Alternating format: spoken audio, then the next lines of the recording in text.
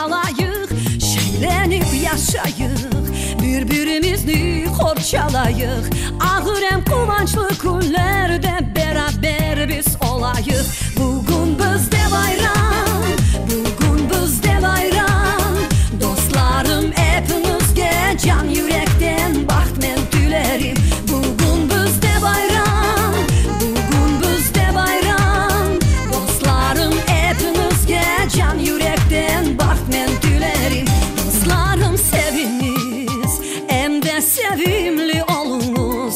Tek sevimli olsak biz özümüzü baxtlı sayamız. Birlikte olayıq, hem vatanımızı seveyik. Bütün dünyaya güzel milletimizni bildireyik. Bugün bizdə bayram, bugün bizdə bayram. Dostlarım hepinizge can yürekten baxt men dilerim. Bugün bizdə bayram, bugün bizdə bayram.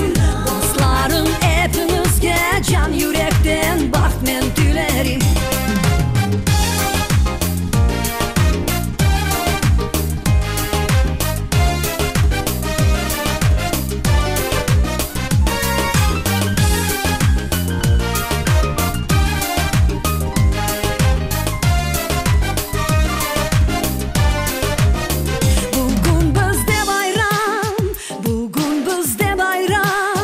Dostlarım hepinizge can yürekten baxt men dilerim.